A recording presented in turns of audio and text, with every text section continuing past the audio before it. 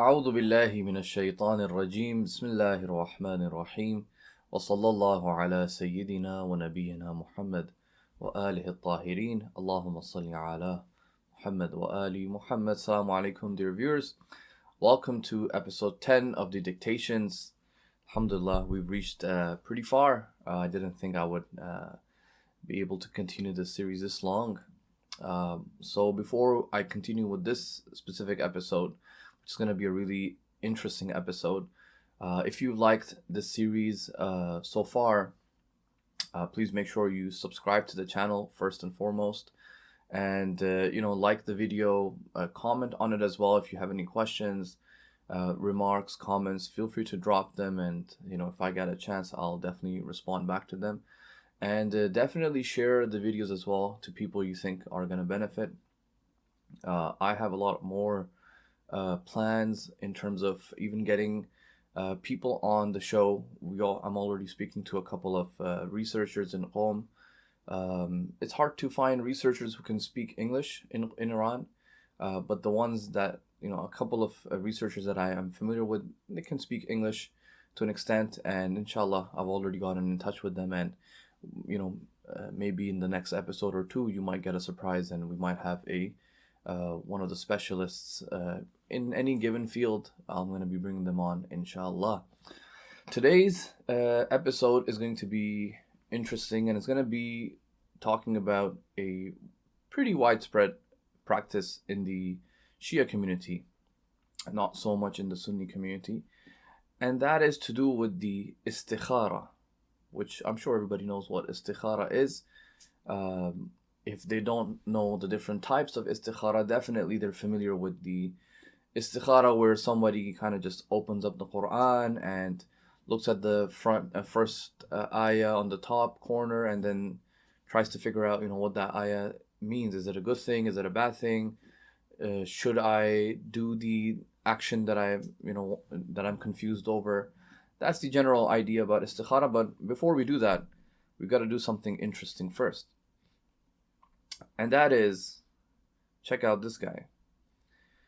And this is the Qajar king of Iran, Muhammad Ali Shah Qajar.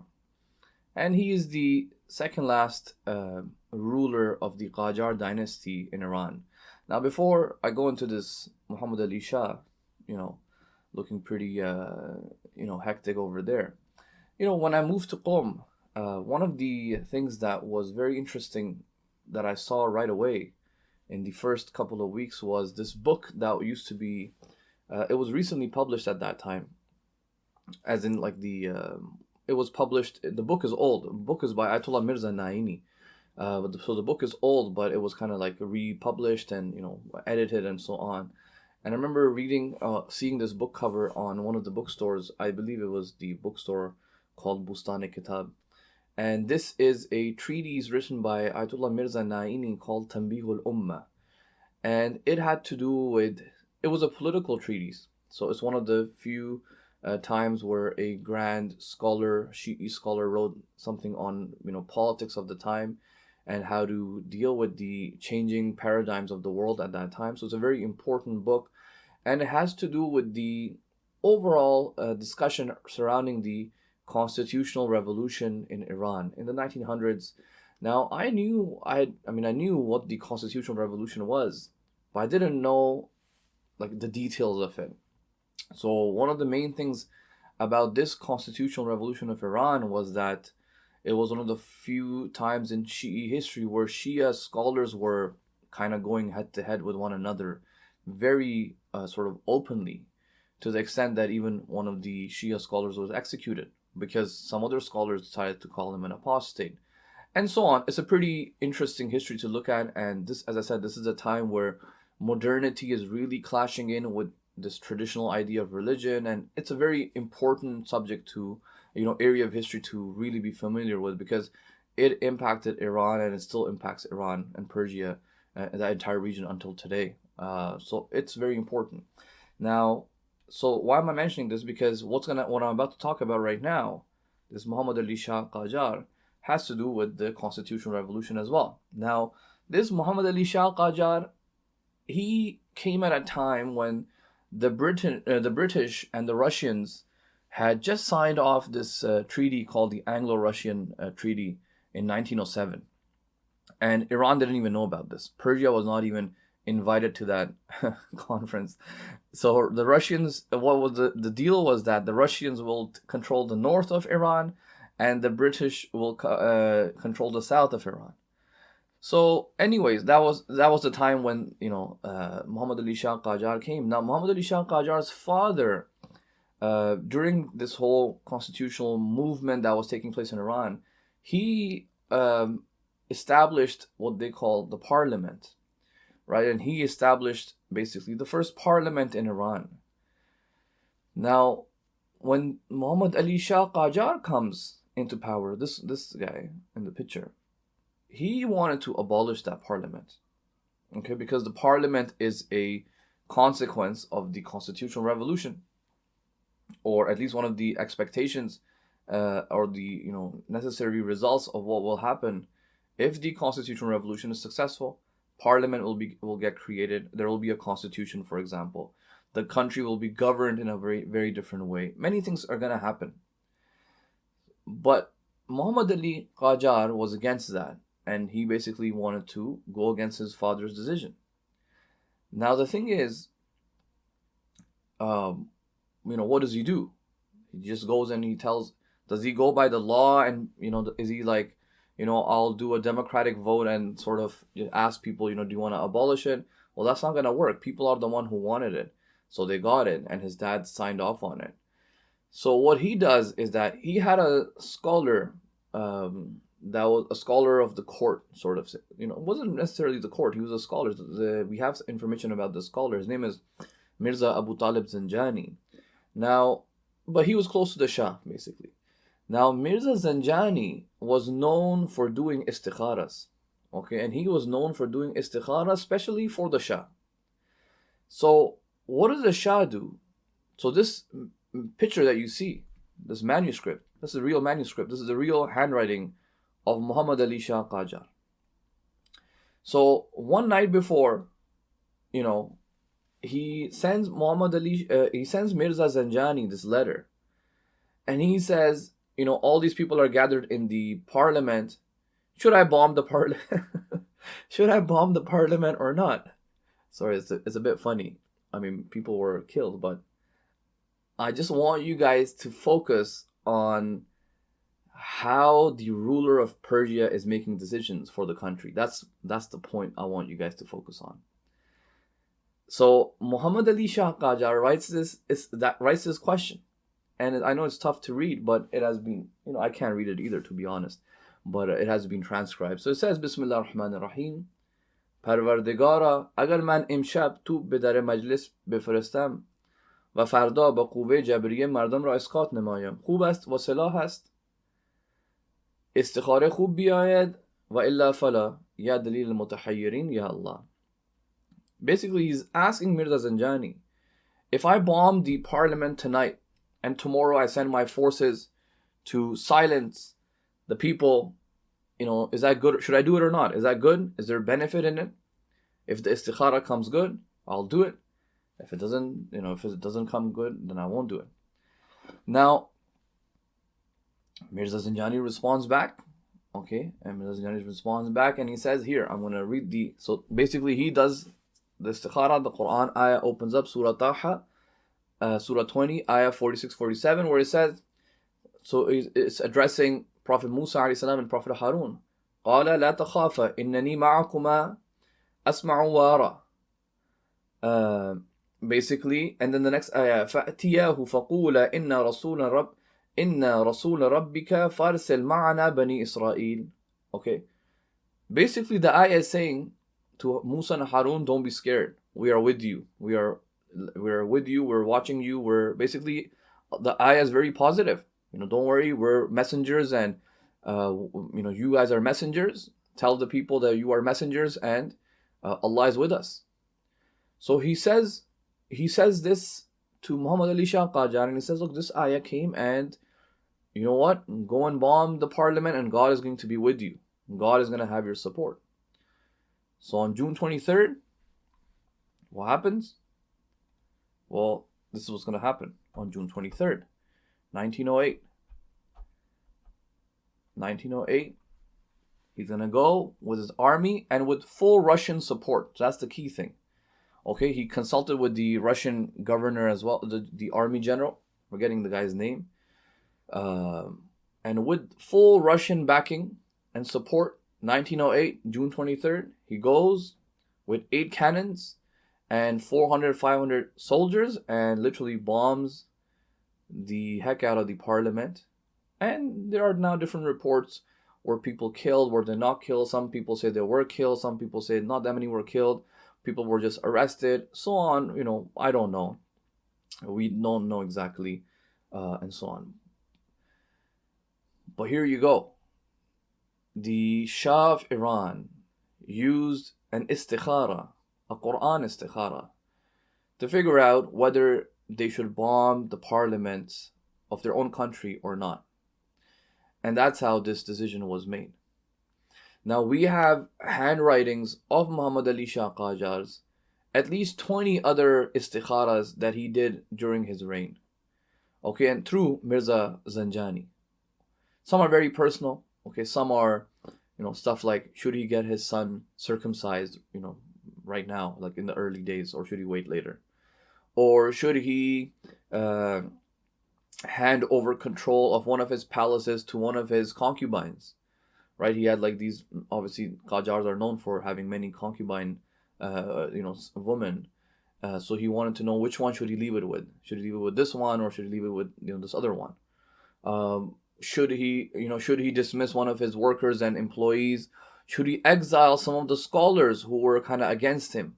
Exile them out of Tehran. And he was able to exile 1-2 really important scholars from Tehran. He kicked them out from Istikhara. Okay. And this was basically the comedy. Now, interestingly, a lot of his things have been saved and they've been published in this article. Okay, so it says this is a paper that was published, an article. You can tell it's a bit of an old article in the writing. A few istikharas from Muhammad Ali Shah and the responses to them. So you can, if you know Farsi, you can read up on these.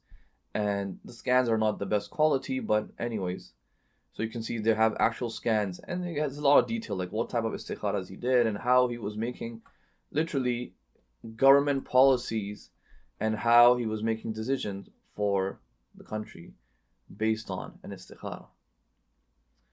Right, so that is something that I wanted to start off with, because that's pretty hectic.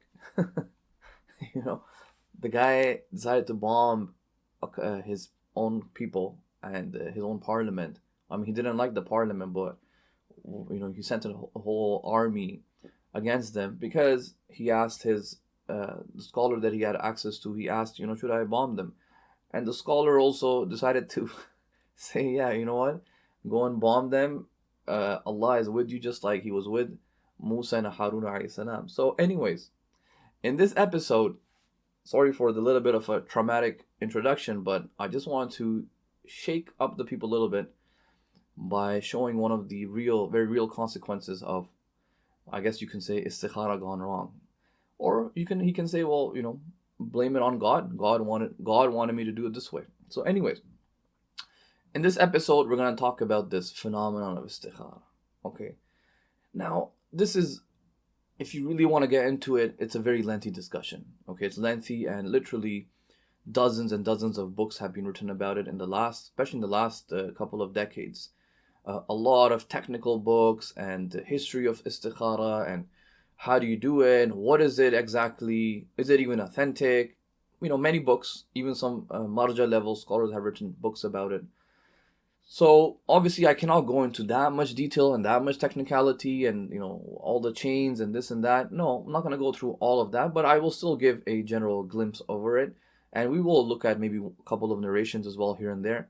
But overall, what we want to look at more of the socio-cultural implications of it, okay, and see like if it is really not that authentic, and if it is really not grounded in a practice that the Imams or the Prophet taught us, then how serious should we be taking it, and how seriously should we be acting on the decisions that are somehow put forth based on an istikhara? And my condolences to all of those whose marriage proposals got rejected because the other party decided to do an istikhara.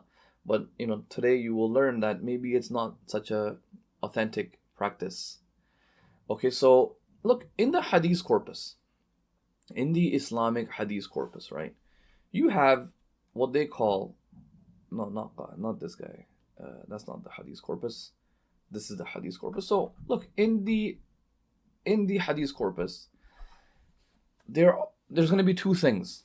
Okay, one type of istikhara which is mentioned in the Sunni books and Shia books, in the Muslim tradition. It is used in a linguistic meaning. The word istikhara is used in its linguistic meaning, and that just means talabul khair. Okay, seeking goodness in the actions that you're going to do. And we have many narrations on this, but I'm obviously just going to quote these two narrations that I've written on the slide over here very quickly, because there's so many. So for example, the first one is from Usul al-Kafi. It says, Man istakhara Allah radiyan. This is from Imam Sadiq alayhi salam. Man istakhara Allah radiyan bima sana'a Allahu lahu, khara Allahu lahu hatman. Okay, one who does istikhara to Allah, satisfied with whatever Allah will do for him, Allah will definitely do good for him. Look, this is not the istikhara that you think. Oh, I'm going to take a tasbih and I'll count the rosary beads, or I will open the Quran up. No. This is saying man istikhara, meaning one who does dua to Allah subhanahu wa ta'ala, seeking goodness in whatever he's about to do. If I'm about to go on a journey, I'm going to do dua, oh Allah, this journey, make it a good journey. And Mullah Salih Mazandarani, who's one of the commentators of Al-Kafi, right, he says right under this, under this hadith, he says, istikhara is talabul khira. Okay, it's seeking goodness. وَخَارَ اللَّهُ fil amr, meaning, like the last part of the narration, he says, جَعَلَ لَهُ فِيهِ الْخَيْرِ. That خَارَ اللَّهُ لَهُ hatman means Allah will put khair in that amal of his. So if he wants to get married, we have narrations about doing istikhara for marriage, and that, or even not just for marriage, even after marriage, after your nikah, doing istikhara, meaning asking Allah to put goodness in my relationship. Whatever I'm doing, put goodness in my relationship. Put goodness and khair and barakah in my business transactions, for example. This is just dua. So farming and business and marriage and you can do this for anything. Right? Even before I start the dictations, I can do an istikhara. I can ask Allah subhanahu wa ta'ala, this video that I'm about to make, please put khair in it. Make sure there's hidayat in it for people. I can make that dua, and that's mustahab. So look at the second narration from Shaykh Saduq's al-Faqih. ما استخار الله عبد 70 مرة بهذه الاستخارة إلا رماه الله عز وجل بالخيرة. Okay, a servant, basically, if he does this dua at the bottom 70 times, asking Allah for khair, Allah will definitely give him khair. What is the dua? So look, it's a dua.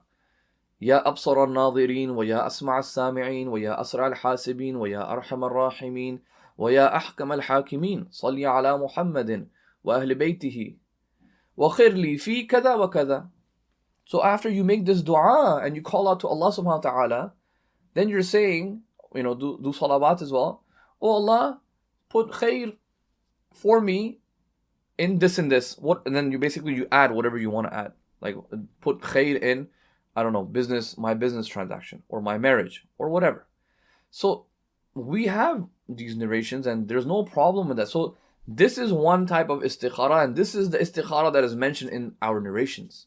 Because this is the predominant type of istikhara mentioned in the hadith corpus in the Muslim world. This is something that is mustahab, and there is no difference of opinion on this. Like, there's not even a discussion on this, basically. But I wanted to mention it because when you look at narrations and the word istikhara, or like this narration says man istikhara, don't think that it means what is famous today. No, It just means talabul khair. And that's how the narration, ulama understood it. That's how everybody understood it. Now, what is important to discuss is this second type of istikhara, and that is the one that is famous today. What is this istikhara? That istikhara is basically you confront a situation in your life and you are so confused that you don't know what to do. Should I do the act or should I not do the act? Okay? So you don't know.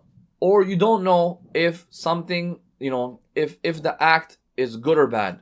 You don't know that if I do this act, is there going to be goodness in it or is it going to have bad consequences for me? Okay. So what do you do? When you're that confused and you cannot decide, you do an istikhara saying, oh Allah, do the istikhara and basically figure out if this is bad or good for me. Should I do this or should I not do this?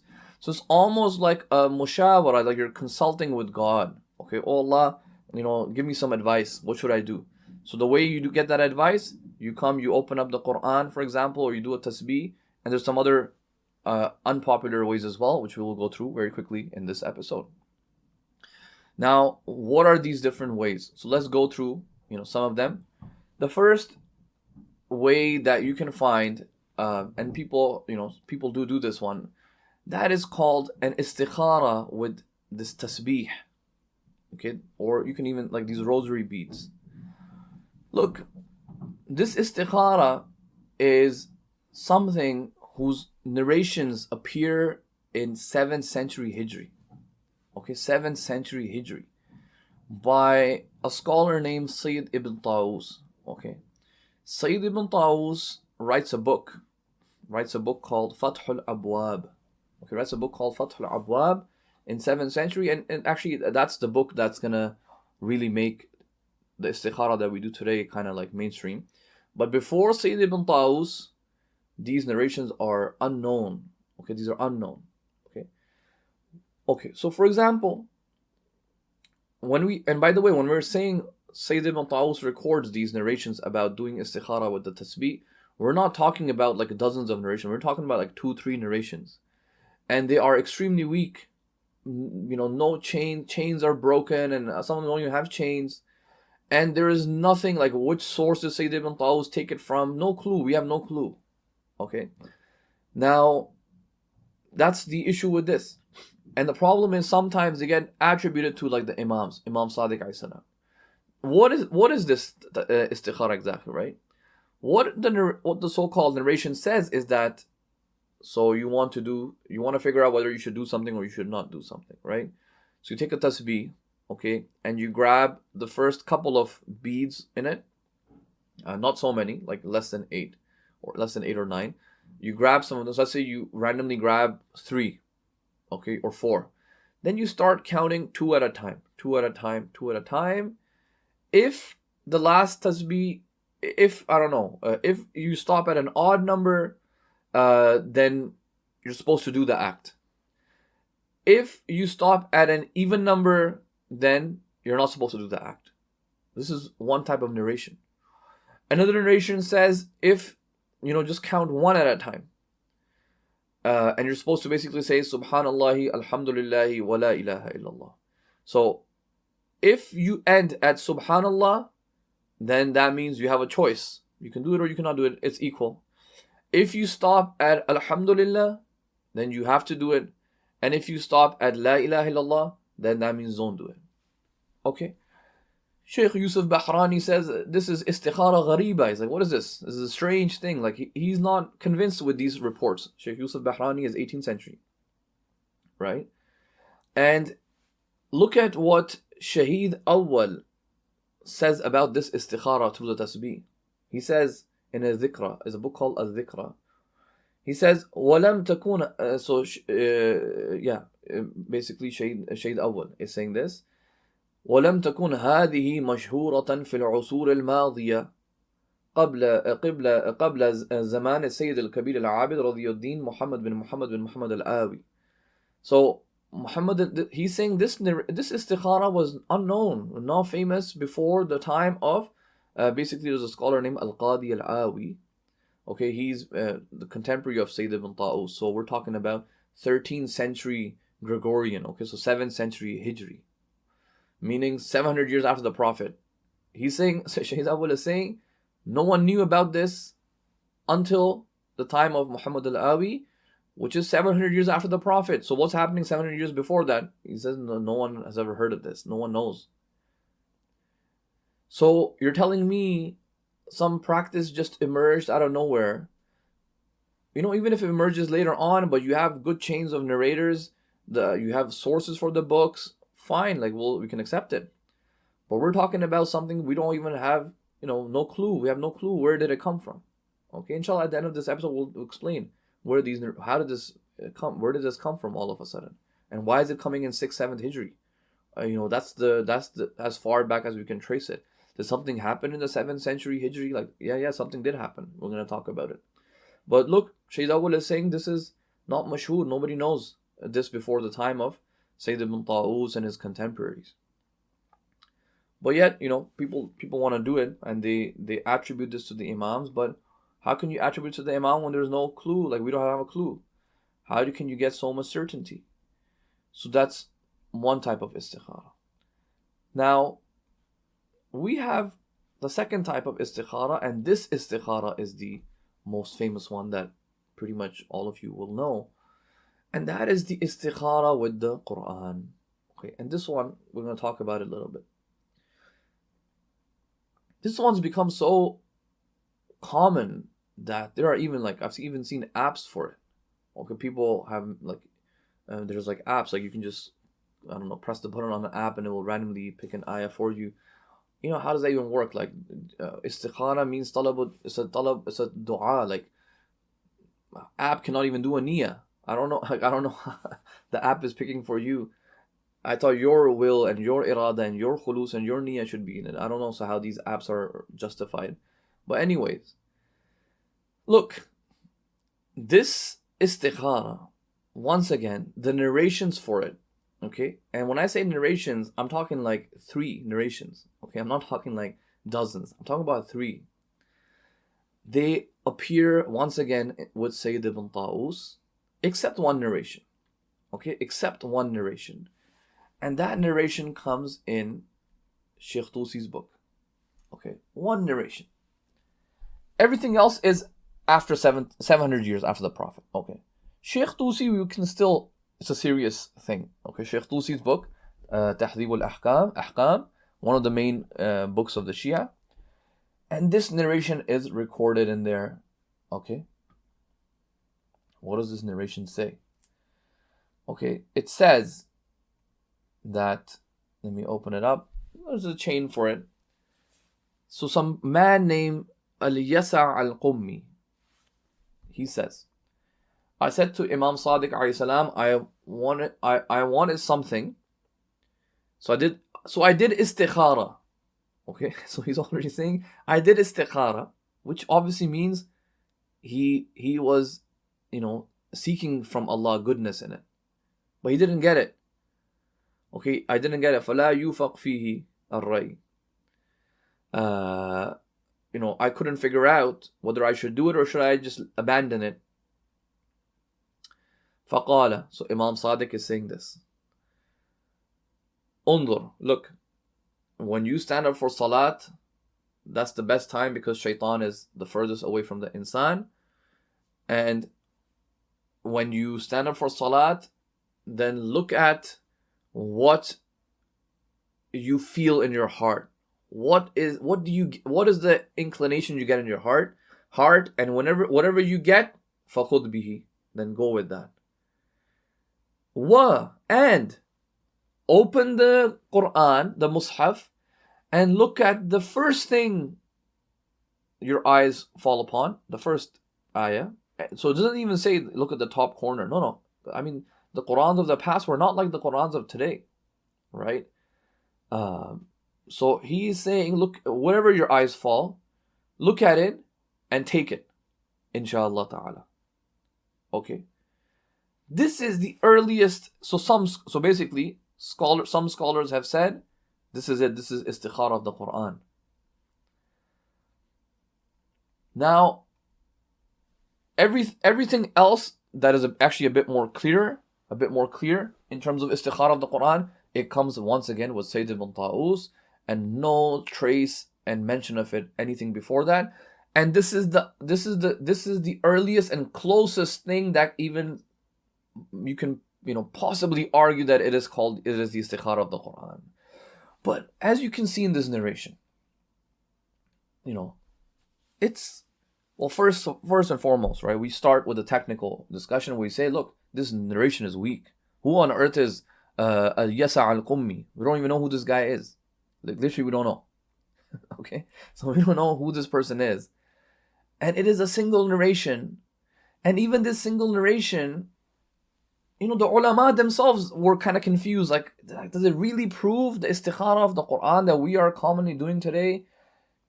We're saying look at the top corner. Well, this doesn't say look at the top corner. This says, whatever first your eyes glance upon, take that. So, well, why aren't we doing this way? Okay. And also, there was a lengthy discussion among some scholars about this wa. So, it says, فَانْظُرْ إِلَى شَيْءٍ يَقَعُ فِي قَلْبِكَ فَخُذْ بِهِ وَافْتَحْ الْمُصْحَفِ فَانْظُرْ إِلَى أَوَّلِ مَا تَرَى.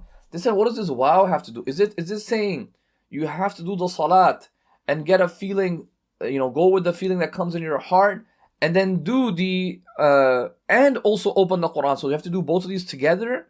Or does this wow mean oh? Meaning, either do this or do that, which can happen in Arabic. Wow can mean oh. And then they also had a third problem, or second and third problem, which was, this man already is saying he did istikhara, and he wasn't able to get the opinion. He couldn't figure out. So what's the Imam response? So is the Imam actually giving an istikhara, or is he giving something else, some other solution to this man? Because the man is saying, I did istikhara and I wasn't able to figure out. So even after istikhara, if you didn't figure out, then what is this? So this cannot be istikhara. This must be something else then. So these are now, so you have the sanad issue. The chain is weak. We don't even know who's narrating this. Who is this person? You have I think 2-3 narrations from this guy in our entire corpus, right? He's unknown, right? So that's one problem. But then you can look at in the text, and it doesn't have that explicitness in it. It doesn't have that strength that you will just take this one narration and create an entire culture of istikhara of the Quran from it. How can you do that? Right? That's extremely difficult to do. And it wasn't, and that's why it was never done. Nobody did it. Nobody, even Shaykh Tusi never did this. Like, Shaykh Tusi never did istikhara of the Quran the way we do it today. Right? It was an unknown thing to these classical scholars. And we don't have anything written on it. We don't have none of the ulama wrote any chapters about it in their books. Nothing. It's not there. Okay? So besides this narration, you have 2 other narrations from Sayyid, and that they come from Sayyid Ibn Tawus, no chain. Okay, no chain. And then one also comes in the time of Allama Majlisi. Once again, no chain. Just they found the narration from Wujada. Wujada means, it was kind of like a lost and found type of a book, and they came across it somewhere, in some storage or in some bazaar, or somebody just gave it to them. They have no clue, okay, is this even reliable? Was it played around with? Nothing. It's just there, and they were preserving, at Allama Majlisi's time, they were preserving whatever they could get their hands on. So he just preserved it, and it's there. And he says himself, I found this in the handwriting of some person, but you can see, he himself is not so super convinced. And I will quote Allama Majlisi later on as well. So, what do we get from this?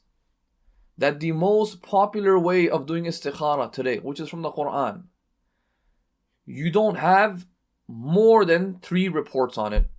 One of them is this report from Shaykh Tusi that I just mentioned, and I gave some observations on it, quick observations. The second comes from time of Ibn Tawus, and one is coming from the time of Allama Majlisi, and that's it. Right, that's it. Creating a culture of certain things, at the very least, should be backed up with something stronger. If you're going to create an entire culture around something, and then you're going to be identified with it as, if that thing is going to identify you as a Shia, for example, at the very least, it should be based on something stronger. What is this? Right? And then you're going to decide whether we should bomb the parliament based on it. or whether, we should get married or not, or I make life decisions. And I know cases myself where people made some pretty heavy life decisions based on an istikhara. At the end of the day, they did the istikhara, and and we're going to talk about even the fact that when you do an istikhara, is it really telling you the reality, or is it just telling you, or is it just getting you out of the doubt situation because you have a problem with your mind, you have a problem. So in order for you to kind of get out of that problem, you're kind of just doing this, but it actually doesn't tell you anything about reality. This is the view. Ayatollah Sistani, all the scholars, major scholars, they say it doesn't really tell you anything about reality. Imam Khomeini, it's just something to kind of, you're the one who's confused, so kind of just gets you out of that state. But it does not say anything about the reality. It doesn't actually mean that what you did was actually good. It doesn't tell you any ilm al-ghayb, nothing. Okay. So, if you look at what Sayyid Khouy says about this, right? This is why Sayyid Khouy says, okay, he was asked in a gathering, سئل السيد الخوي في استفتاء في استفتاء خاص السؤال التالي. He was asked this specific question, right? هل توجد روايات معتبرة في الاستخارة بالصبح? Is there any istikhara? Is there any reliable narration about istikhara with the the tasbih? So the question is all asking about which one should we rely upon? He says, I did not find any riwayatin mu'tabara. Okay, I did not find any riwayah. So the top question and the bottom question is about the Quran one. Okay. He says, I did not find any riwayah on it. فَلَعَمَلُ بِهَا مَبْنِيٌ عَلَى الرَّجَاءِ. You can do it with the niyat of hope. Hopefully, something good comes out of it. But that's it. And he says, look, and I've also done this a couple of times, and that's how I done it. So it's just a hope. It's not mustahab even. Bottom one says, is there, is it allowed to do istikhara with the Quran? Is it okay to do istikhara with the Quran? And are there ahadith sahiha? He says, yeah, it's sahih raja'an. Don't say it's mustahab to do it. Because remember, it's not mustahab. Mustahab istikhara is just doing the dua. These forms of istikharas with the tasbih and with the Quran, they're not mustahab. How can you say they're mustahab? There's no narration on it. وَلَيْسَ فِيهَا حَدِيث مُعْتَبِرًا. There's no reliable narration on it. This is Ayatollah Khouy. Okay, this is from Sayyid Fadlullah's book, Al-Qur'a wal-Istikhara, page 111. In one of the footnotes over there, he mentions the story. Okay, so this is the case with Istikhara of the Quran. Now, there's another discussion which is, about the reality of it. Okay, if you do the Istikhara, right? If you actually do the Istikhara with the Quran, is it telling you like the reality? So for example, I say, should I marry, I'm confused, should I marry this person or not? And I do istikhara and some crazy verse comes out, I don't know, Adhabun Alim, or Allah is harsh and everything, and you say, oh, you know what? This means I should not get married. Meaning, if I marry her, it's going to be bad and it's going to be very bad for me. Does that istikhara give you this information? Is it giving you this information? Majority of the ulama, Allama Tabatabai, Imam Khomeini, Sayyid Sistani, all of them, they say it has nothing to do with that. It does not give you any information. Because they're not even sure this is from the Imams to begin with. Right? They're not even sure about it. In fact, they're saying there's no reliable narration on it. So, look at what Allama Tabatabai says. He says, Istikhare kari juz ta'yin yeki az do taraf tardid ra anjam nemidad. Na ghayr wajibi ra wajib wa halali ra haram wa khulas. So he says, doesn't do anything except you're the one who's confused between these two decisions. It's just kind of like pushes you towards one of those decisions. It's just pushing you towards it. But it does not make the wajib like a non-wajib into a wajib, nor does it make a halal into haram. و خلاصه حکمی از احکام خدایی را تغییر میدهد و آن آدمی را به آنچه در پس پرده غیب است خبردار میکند. It doesn't change any should say تغيير نہیں میدهد. Basically, it doesn't change any of the laws of God, and it does not give any information from the ghaib to a person. Okay? So, this is Alama Tabatabai. Sayyid Sistani's website. What is your view about the istikhara from the Quran? He says, you can rely on it. Okay? After, doing tadabbur and having consulted with experts and your friends and your family. And if you're still confused and there's nothing that gives you tarjih to one of those decisions, nothing that is pushing you towards, so, let's explain this tarjih. What can I do if I have this, remote control here? Okay. If I have this remote, I don't know, if I have this, this USB thing, okay? And you tell me, pick one. Okay, you just asked me to pick one. And I'm like, okay, which one should I pick? I don't know. Pick one, just pick randomly. But even for that randomly, like, something has to push me towards it. Okay, this is called tarjih bila murajjih. There's a whole discussion in philosophy about it. If you are so confused, which one should I pick? You've consulted your friend. One friend says pick this one. One says pick this one. You went to your family and friends and your experts. Experts said, pick this one, pick this one. So you're confused. Like, even the experts are giving you different answers. Well, over here, you know what? I'm just going to open the Quran up and see what the Quran says. Or tasbih. And then now I'll just go with this one. But did that action of yours, did that istikhara of yours actually tell you the truth that, this is the one that was good for you? No, it didn't tell you anything. Okay, that's what, here Sayyid Sistani says, فَالْإِسْتِخَارَةُ تُرَجِّهُ أَحَدَ الْأَطْرَافِ. All it does is that it kind of prefers for you one of the sides. وَلَيْسَ لَهَا شَأْنٌ آخَرٌ كَالْكَشْفِ عَنِ الْغَيْبِ. It has no other quality or attribute other than this. For example, like telling you about the ghaib, the unseen. Right? That's what istikhara people do. Like, they want to know, if I marry this person, is it good for me or is it bad? So this is ghaib. This is something that hasn't even happened yet. If I do an istikhara says, yeah, get married to this person. Has that now told you your future? Oh wow, marrying this person is going to be good for me. Sayyid says, no, it's got nothing to do with that. Look, this is very, very important. If you're going to be making life decisions, make them wisely.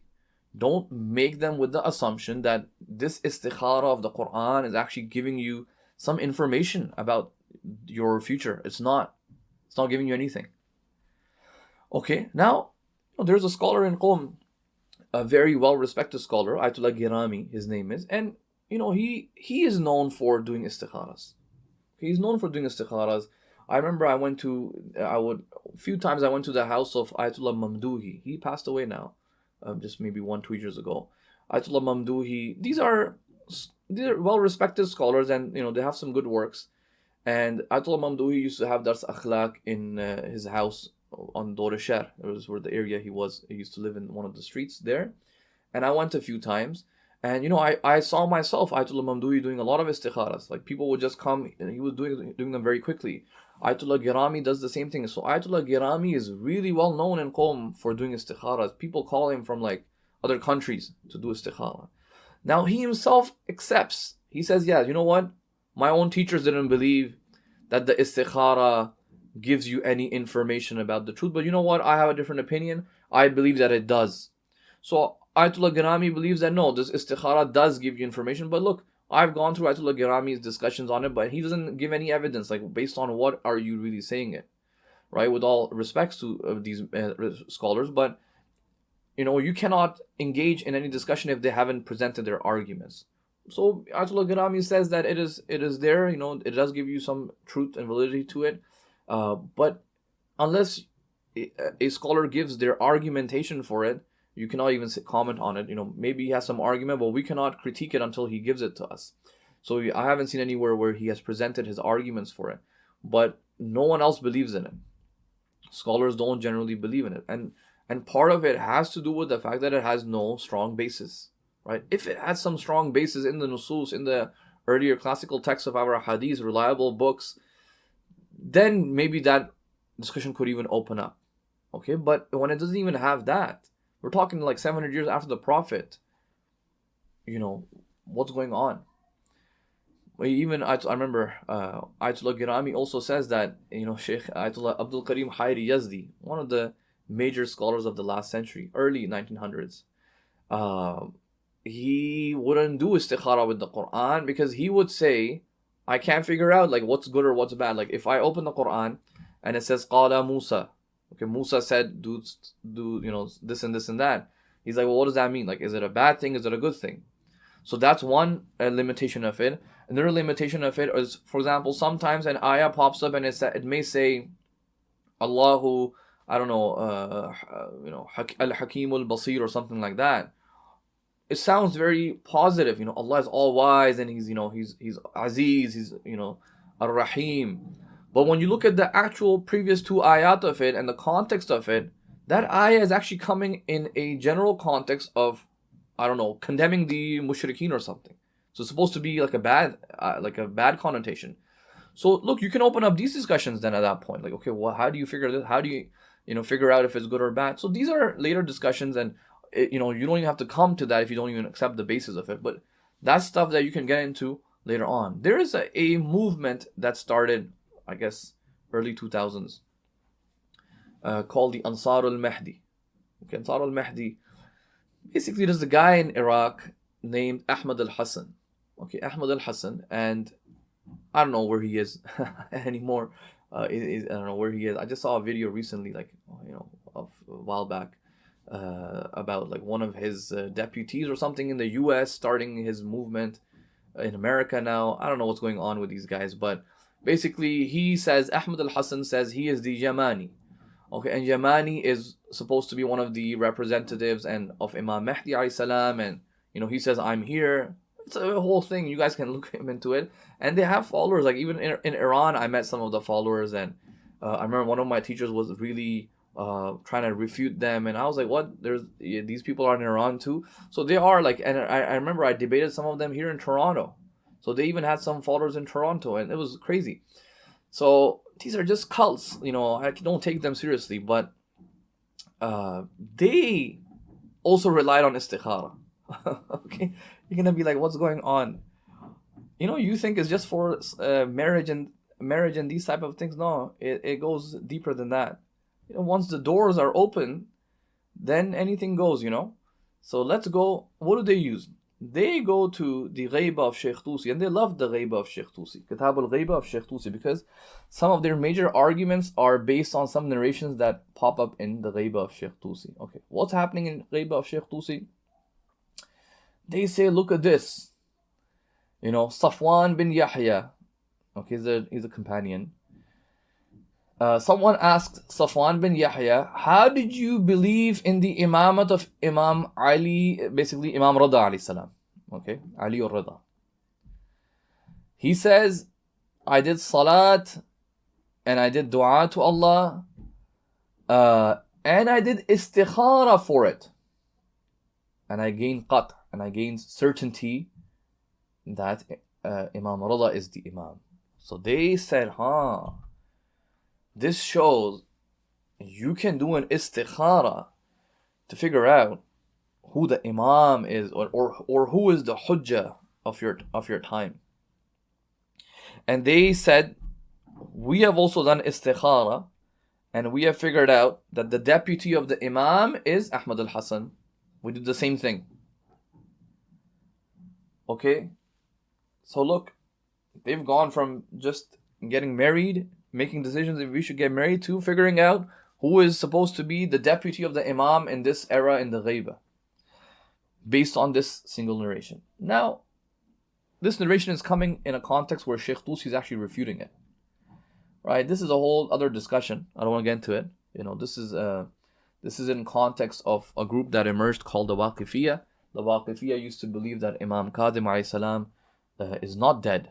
He was not killed. He went into Ghaiba. And Imam Rida is just an imposter, and they used to make these type of lies up about him. And anyways, Sheikh Tusi is kind of refuting the Waqifiyya, and in that, the Waqifiyya are saying, look at how some of your followers believed in Imam Rida. They just did this istikhara. So the Waqifiyya are making this stuff up to actually weaken the followers of Imam Rida. They're saying, look at these guys. That's how they believed in the Imam. They did a dua and did istikhara and he got yaqeen. So Sheikh Tusi actually says, he says this is a nonsense. It's like, no way someone like Safwan did this. Okay, someone like Safwan did this. Okay, so I'm just showing you how far some of these discussions can go. Okay, in your little world, it might just be a very simple thing. Okay, should I do this business transaction?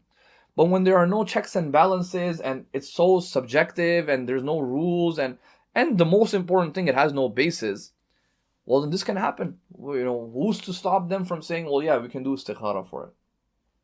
Why can they not do it? What are you going to say to them? Right? Why can they not do it? They say, no, we're going to do it.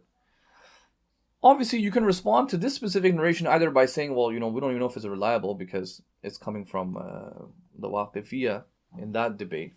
Or it just says, I did istikhara. Like, it could just mean I did talabul khair. I'm going to decide whether this person is an imam. I've done my research. I've done everything.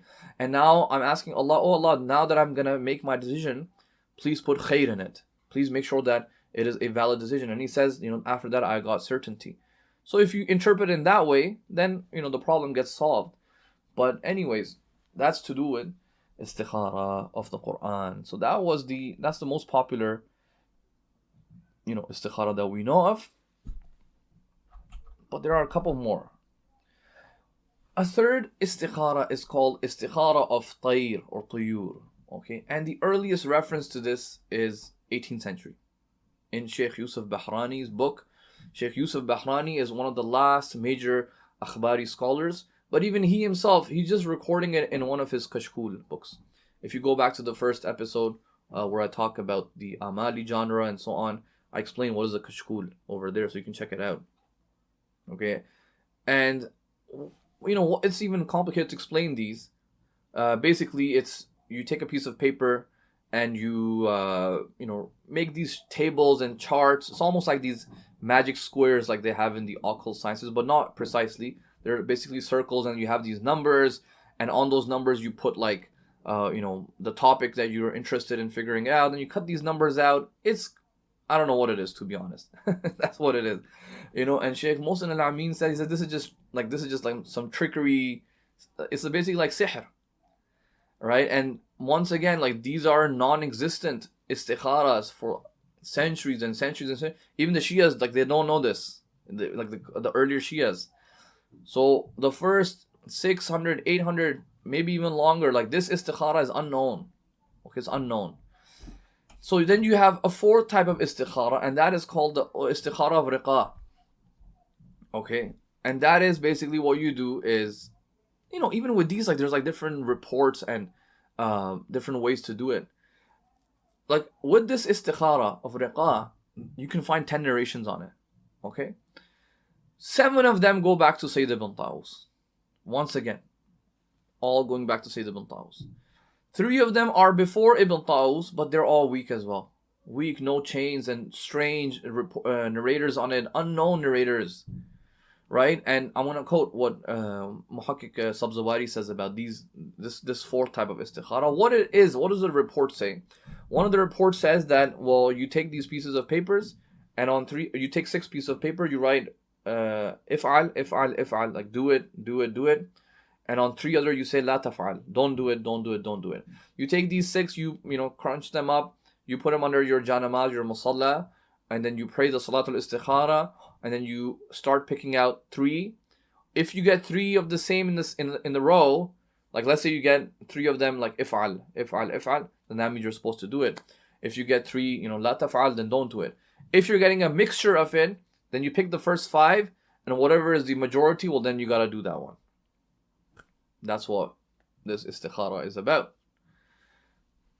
What does Muhakkik Sabzawari say about this? He says, what is istikhara? So he's having this discussion about istikhara of the Quran and so on, and he says there are some other turuq as well, other ways that have been mentioned as well. For example, al-istikhara bil-riqa wal-banadiq wal-qur'a wal-istikhara biha marwiyatun fi kutub al-ashab bi-asanid ghayr naqiyya. He says, these ones have been narrated. The riqa is the one I just talked about, from waraqa, like paper. He says they're reported, but it's like the asanid, the chains are not good. They're not even pleasant to look at. He's so confused at the chain. Actually, I edited the next part out. He says the next part, I'll quote it from here. I have my notes here. He says, because I didn't want to quote it because Ibn Idris al-Hilli rejects them, but there's a whole discussion about Ibn Idris's comments on it. But what does he say? He says, وَأَنْكَرَهَا Ibn Idris al-Hilli قال إنها من عدف أخبار الآحاد. He said, this is the weakest types of solitary reports I've ever seen. وشواذ الأخبار. This is so rare, like so weird. He says, لأن رواتها فتحية ملعونون. He said the Fatahi was a different sect in the time of the Imams. He says these mal'oon, these accursed narrators are in these chains. That's where the discussion is, because some of the ulama say there is no Fatahi in this chain, but it seems like maybe Ibn Idris had a nuskha where there was a scribal error. Anyways, I don't want to go into those technicalities. He said, so he quotes Ibn Idris basically. He's saying Ibn Idris is just making a joke out of these. And what is this? How are you going to rely on this? So even Muhaqqiq Sabzawari is saying the asanid are ghayr naqiyya. I cannot accept this. Okay. So far, it's not looking so good. And this is something that we have to understand. Like, how is something that is so fragile becoming such an important part of Shi'i identity and Shi'i culture? Why does it have to be this way, right? And people make life decisions off of this. Whether it's the guy trying to bomb the parliament, or some guy trying to say that you can determine the Hujjah or the deputy of the Imam based on Istikhara, or whether it's someone who wants to decide whether they should get married to a certain person or not. And it doesn't even tell you anything about the truth of the matter, as the Maraji have said. Okay, so that's that. So fifth istikhara is something that is in our narrations. Okay, and this is going to be one of the most important ones, and this one is actually reliable. Right, we have reliable narrations on this one, and that is called Istikhara of the Qalb. What is this istikhara? It is when a person, you do dua to Allah subhanahu wa ta'ala. You ask Him to guide you. And after that, you see what your heart says, and you act on it. Okay? That's it. Once again, is that telling you the ultimate truth and this and that? Ulama are going to say, no, not really, not necessarily. But at least there will be this inclination in your heart towards making a better decision based on the knowledge that you have. Okay? Reason why some ulama, because look, we have authentic narrations for this, so we're not going to dismiss it. But the reason why some ulama had some questions about it, they said, well, not everybody is on some high level of iman that they will do dua to Allah and pray the salat and whatever falls in their heart, they should be acting on it. Many people are basically there's hawa nafs. They have their carnal desires, and shaitan can do waswasa for them, and their iman is weak, so what comes in their heart may not necessarily be correct. So there is that component of that discussion. But generally speaking, this istikhara is there. Okay? And it seems almost the same as talabul khair, the first definition that we gave. Almost the same, because you're asking Allah for, put goodness in this amal. This one is more of a dua. Oh Allah, what should I do? Please help me. Please guide me. And then the feeling you get in your heart, okay, maybe this is a better decision. Maybe just go with that decision. Okay, let's go with that decision. It seems that, it's not telling you the truth or like ilmul ghaib or reality, but it is just giving you a level of comfort. That's what it is. And the fact that you do tawakkul in Allah subhanahu wa ta'ala. I think that's the kind of underlying idea behind this istikhara of the qalb. That I have tawakkul in Allah subhanahu wa ta'ala. Right? Don't be so confused about it. Then you have one final istikhara. And also there are 2-3 narrations on it in earlier books. And these ones are also good. So what does this istikhara say? This istikhara says, you do dua to Allah subhanahu wa ta'ala to guide you, but then you go and you consult other people and take their advice. Whatever they tell you, basically go with them. So there's only about 2-3 narrations on it. I think some are authentic, some are not. But what the scholars have said is that, look, this is not some independent sixth type of istikhara. No, these 2-3 narrations are just part of the larger family of narrations about mushawara. We have many narrations that say consult with people, take their advice, seek advice from people, consult experts, consult your family on whatever, any issue. So these 2-3 narrations that simply say, do dua to Allah subhanahu wa ta'ala, do, ask for talabul khair and then consult. They say this is not some separate form of istikhara or anything. No, this is just part of the general body of narrations that say do mushawara. Okay, so that's basically that. Now, one final discussion I want to do that is very common as well, and that is, let's say you accept this istikhara.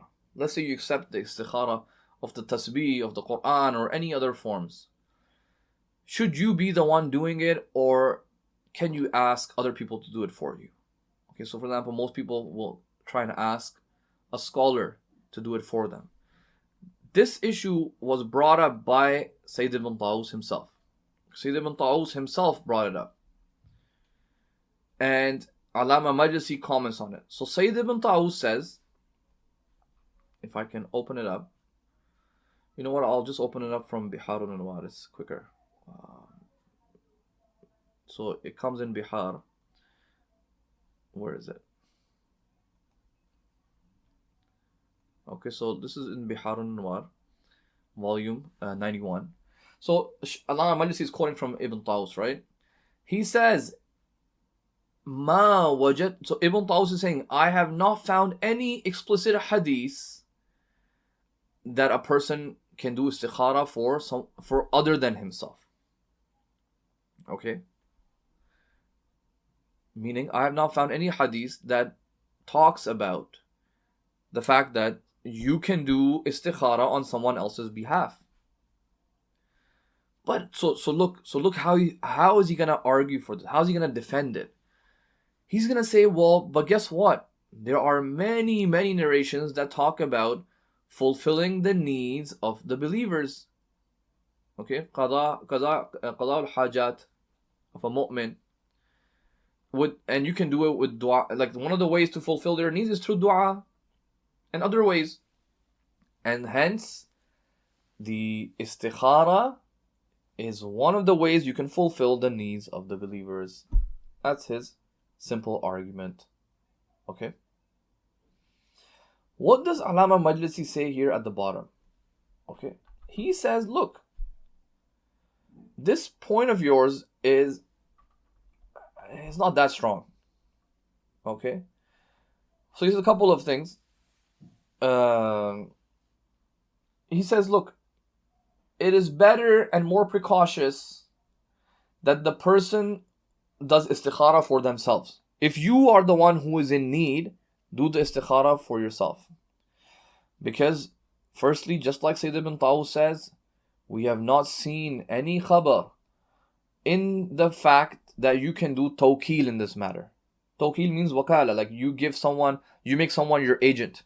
He says, we have not seen any narration in this specific matter of seeking dua that you can do this.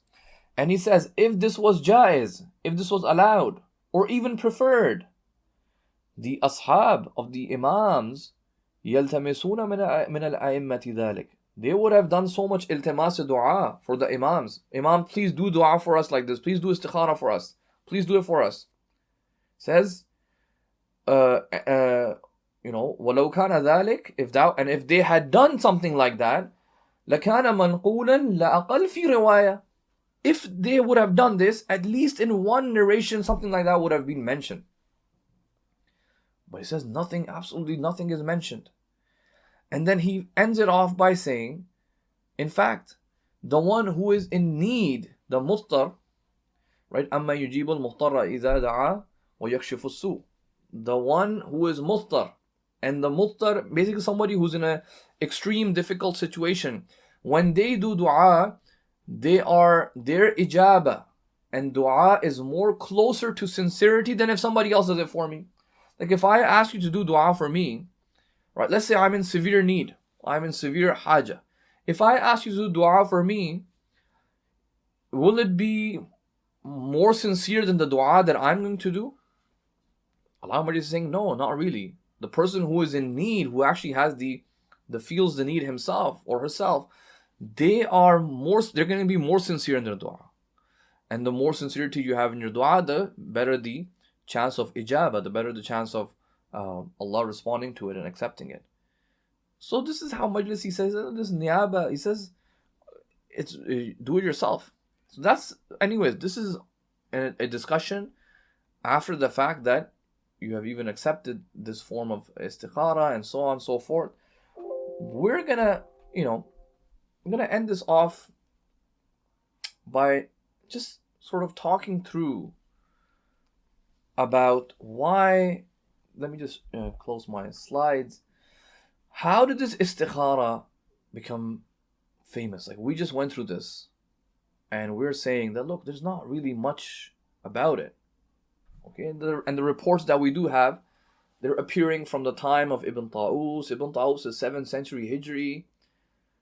How did istikhara of stones and the tasbih and the Quran go from pretty much a non-existent practice for the first 600, 700 years of the Shi'i Muslim community to, a practice that began to a very common practice today, especially in the last 2 centuries? How can this happen? Right? Look, it is possible to say that the role of Sayyid Ibn Tawus was huge in this. Okay, Sayyid Ibn Tawus. And in fact, I would say that I need to do an entire dictation on Sayyid Ibn Tawus and his impact and influence on the Shi'i culture and the Shia mindset.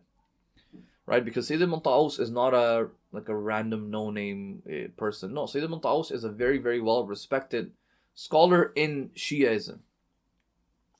Although that doesn't mean he hasn't been critiqued and he doesn't have issues and problems haven't been brought up against him. No. But he had a huge impact. Like Allama Majlisi. Allama Majlisi is a huge figure in Shi'i Islam, Shi'i history. And he had significant impact on the Shia culture, Shia mindset. But it doesn't mean there's no issues and there's no problem and you cannot critique him. No, that's not the case. His book, Sayyid Ibn Tawus' book called Fath al-Abwab, which he finishes writing in about 642 Hijri. Okay, and this is basically 2 years before he died. Around that time, about a decade or so later. So by the way, around that time, the Mongols were already slowly coming into the Muslim lands. And by 656 Hijri, Baghdad is destroyed by the Mongols. And if you look up the attack of the Mongols of Baghdad and the fall of Baghdad, you can read up on it. The impacts of it are insane. And the Islamic civilization basically crumbled at that time, or the crumbling of it, you can say, began. Right? That's the time when the libraries were burnt and books were thrown into the rivers. And a lot of serious research has been done on the impacts of that attack. Okay? And in fact, most historians will argue that the fall of the Islamic civilization is also around 6th, 7th Hijri, particularly at this time. That's when the fall began. And it took many centuries for it to keep falling till where we are today. But this was a very crucial period. Okay? Now, when you look at the attack of the Mongols, it's brutal. Physically, it's brutal. People are killed and tortured and homes are destroyed. It's insane. The Mongols were crazy. And it is natural for two sort of trends emerged from that. One trend was almost like Muslims trying to just they were shocked at the defeat, and their solution to that was, let's just keep looking towards the back. Let's just keep looking in the past. How are we in the past? How are we in 3rd century Hijri? How are we in 5th century? How did we live in the Abbasid era? Oh, our days of glory. And this trend emerged and it still exists today. Okay, so today Muslims, after the 20th century, it was our civilization was attacked and taken over. But there is this trend of just kind of looking back. oh, we were so amazing in the 5th century, and we were so amazing in this century, and our scholars of the 4th century were so good. Oh wow, they were so amazing. And as if you just want to keep kind of going to the back in the past. Okay. Instead of kind of just learning from them and looking at the world around you and dealing with it, you just want to be in this nostalgia of the past. Okay, that you never even lived in. Because it's just stories. That's one sort of trend that emerged. A second trend that emerged was this rise of mystical, or let's call it Sufism. Okay, there was this rise of Sufism, and this sort of it kind of became more into the masses. It infiltrated more into the masses. Okay, what do I mean by Sufism over here? What I mean is that, look, when you're physically attacked and demolished and destroyed, where are you going to take refuge? Okay, your refuge, your homes are gone. Your families are destroyed. Your political and economic structure is finished. So you cannot go and seek refuge anywhere. So you start seeking refuge on the inside and with God only. That's the only entity you have now. That's how you start feeling. Okay? And things like these spiritual rituals and retreats and istikharas and these type and occult sciences, for example, grew a lot in that time. These type of things kind of give humans an escape from the physical hardship of the world, and they kind of give you an escape from it, and they kind of give you a peace of mind. Okay, and in fact, that's the era that a lot of superstitions also emerged, and you will see, if you are following the dictations, keep this point in mind. You will see a lot of the dictations that I will talk about in the future when I'm focusing a lot more on intellectual history. You will always see me pointing to the 6th, 7th century Hijri again and again and again, because that is the time when a lot of things, went downhill, I would say. So in this era where there is this need of, putting this type of material out in the, accessible for the masses and preserving it, Sayyid Ibn Tawus preserves this book. And later on, a few centuries later, the Akhbari movement comes, and Akhbari movement is very lenient. They kind of just accept anything anything in the books and the narrations, and it became a recipe for just widespread acceptance of these practices. Okay, what's widespread? Basically, it was the perfect recipe. Not for, if you want to call it for disaster or whatever you want to call it, but all the elements were there for this to become widespread. Okay. And then once again in the Qajar dynasty, we're going to talk about how each of these dynasties, what sort of impact they had. Right? And I want to mention this one story. We were in, I think it was 2016. And one of our good friends, said that he has a relative in Qom who was doing his PhD. Okay, his PhD at that time. And he says that he wants to talk to Western students who are familiar with an academic called Eaton Kohlberg. Okay, Eaton Kohlberg. And this friend said that, I mentioned your name and one of the friends, names of one of my other good friends. And I said, yeah, wow, like someone's doing a PhD on Eaton Kohlberg. That's really good. Like I never seen Hawzawis engaging with Western academia. Eaton Kohlberg is a professor of Shia studies, and he is from Israel. Okay, but he has written some very important works that had very serious impacts in Western academia when it comes to Shia studies. Okay, so we were getting excited. We're like, wow, finally, like someone actually takes this stuff seriously. So we go, and he comes to our school. This man, he comes to our school. And me and my friend are there waiting for him, and he comes in and he says, so he's speaking Urdu. And he says, oh, so, do you know Eaton Kohlberg wrote this paper called From Imamiyya to Isna Ashariya? We're like, yeah. And, Hussein Mudarrisi wrote like the book Crisis and Consolidation, and had to do with that, blah, blah. So he's like, yeah, so what do you think about Eaton Kohlberg's theory? So me and my friend are like, yeah, like, it's not bad, like worth looking into, like worth responding to. And he just like flipped back. He's like, what? No, he has a conspiracy against the Shias. And I was like, yeah, well, he's a Western academic, but he's not a Shia. So, but still the points he raised are worth responding to. So he goes from that point to attacking Sayyid Ibn Tawus. And this is the first and only time I have ever seen someone attacking Sayyid Ibn Tawus that severely, right? Now watch what he does. This is a real story that was happening. And me and my friend were just dying. We're like, what on earth just happened?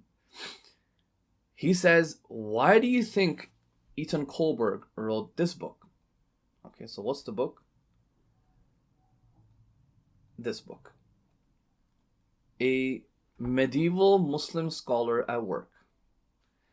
This entire book is a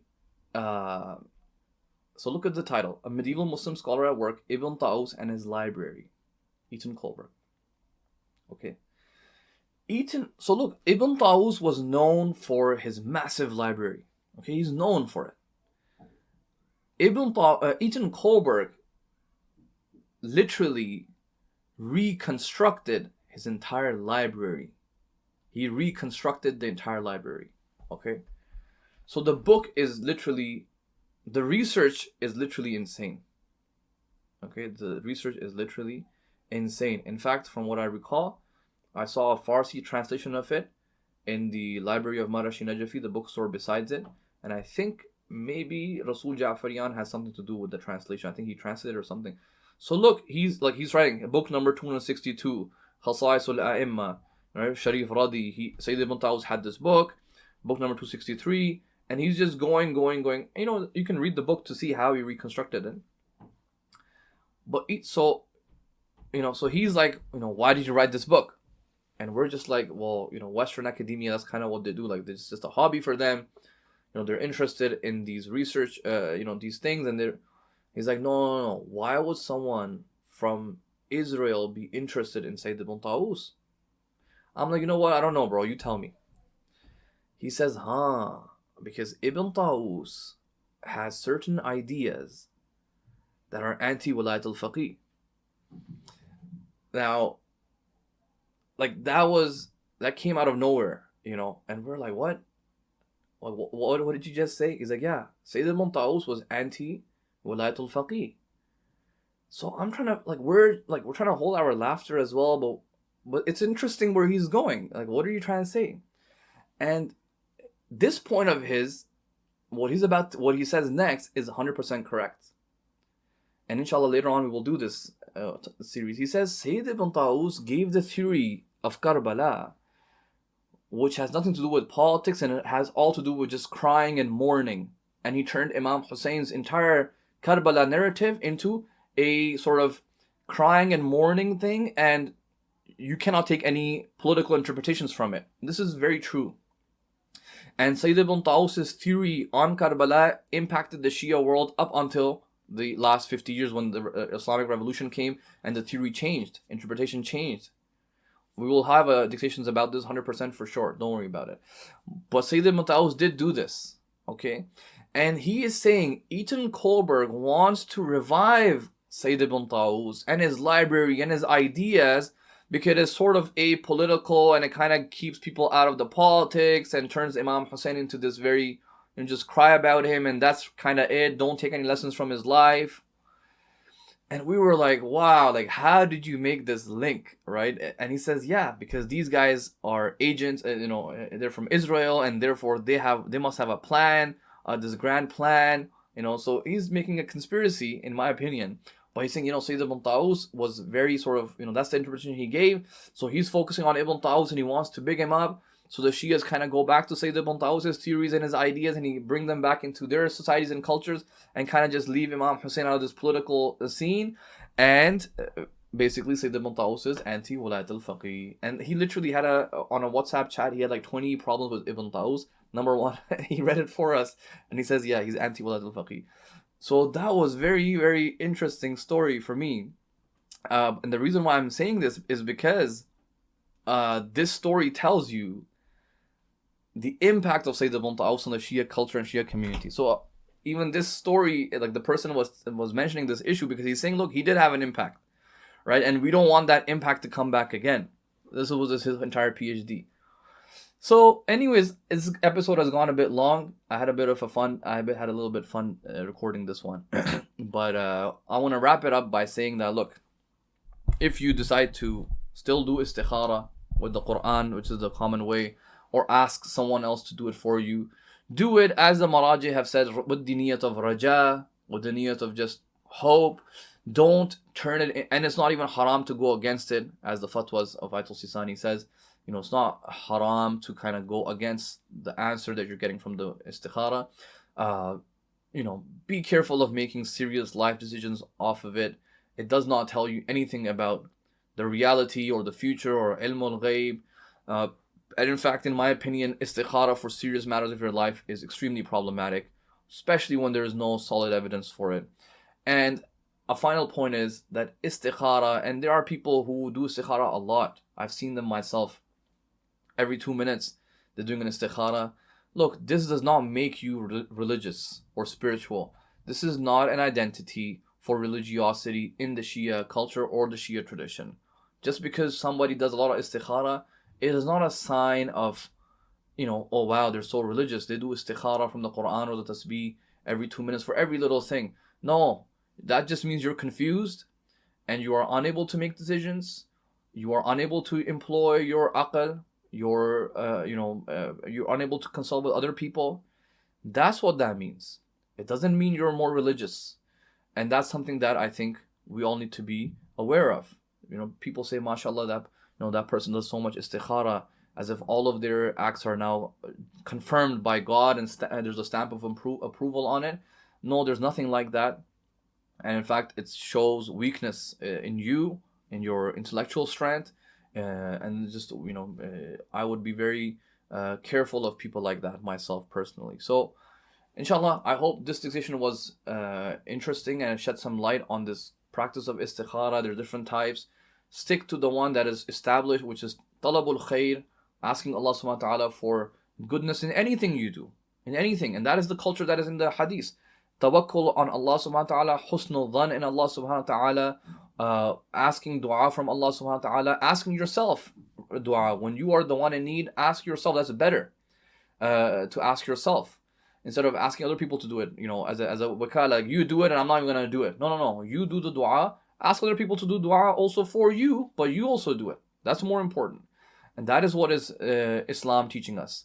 So, and your connection with Allah subhanahu wa ta'ala. So, inshallah, I hope this was interesting. And if you like this episode, definitely share it and like and subscribe as well. As I said, I may be bringing on some experts in the next couple of episodes, so look forward to that. Wassalamu alaikum wa rahmatullahi wa barakatuh.